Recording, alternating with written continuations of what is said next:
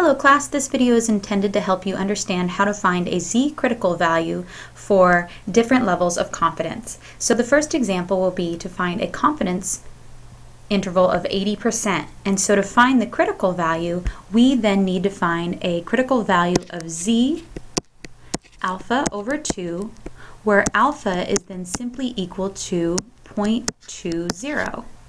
And so we know that because whenever we find a confidence interval, we're finding 1 minus alpha times 100%. And so for it to be 80%, our alpha would need to be 0.20. Okay, so what that means, then we're looking for these two particular values. We have one where 10% of the data falls below, and then we want to find the other value in which 10% of the data falls above. So in other words, this is z of 0.10, and then this would be z of 0.90. Okay, so we actually only need to find one of these particular values because of the symmetry of the normal distribution. The lower one will be negative, and the upper one will simply be the same number except positive. So to find this particular value, we go to our normal table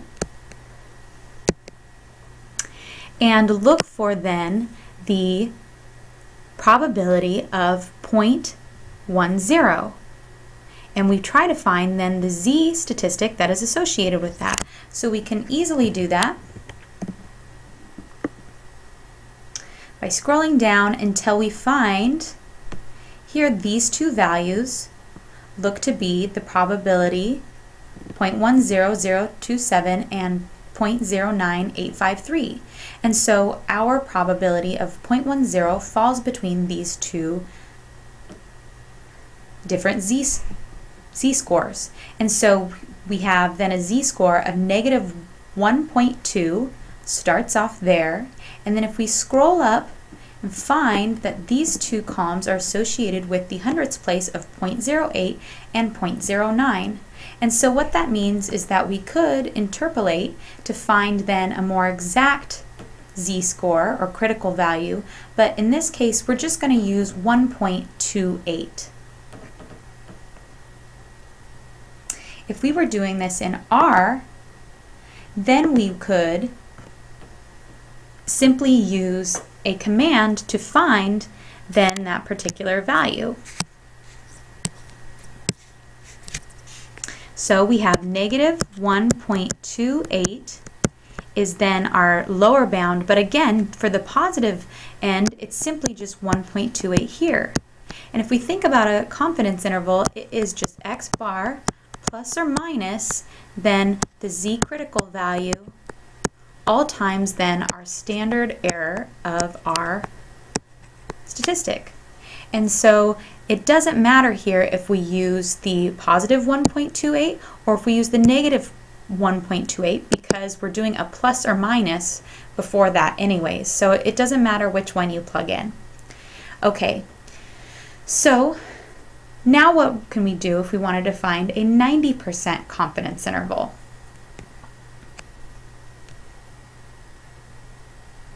To find a 90% confidence interval, then we need to find a z alpha over 2 of z, where alpha is now then 0.10, and so we need to find z of 0.05 or of z of 0.95. So again, if we wanted to draw the distribution, what that means is that we have 5% or 5% of the data below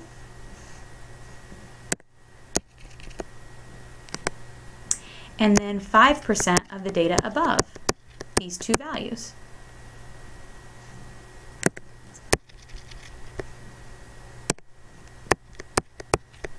And so that means that we have these z critical values of 0.05 and z of 0.95.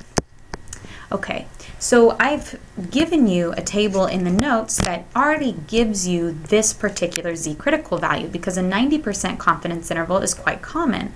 However, if you wanted to verify or look up this value on the table, you could do so by simply going to our standard normal table. So back to the table and scrolling through the probabilities until you find the probability of 0.05 or closest to it. So we can see here that we have a probability of 0.0505 and 0.04947. So that means that our critical value will be -1.6, and if we scroll up on these columns, -1.64 or -1.65. And so if we do this with software, we find that the critical value is -1.645. However, if you just simply use -1.64 or -1.65, it really is not going to make a big difference. So you can choose which one to use. -1.64 is what I'm going to go with. So then I have -1.64, and here then I have a +1.64 because of the symmetry of the normal table. Now you can practice doing a 95% and 99%. You can look back to the table and see if you get the same critical values as I did. Okay, now if you want to do this using R, you can simply use the command Q norm and then put in the alpha over 2 level that you're looking for. So in this case, in the 90% case, you would then just put in 0.05, and the default is that you have a standard normal table or a standard normal distribution. So you could just either put in 0 and 1 if you want. This is then the mean and the standard deviation here, mean and standard deviation, or you could just keep it as 0.05 and the default will be that it's a standard normal distribution. All right.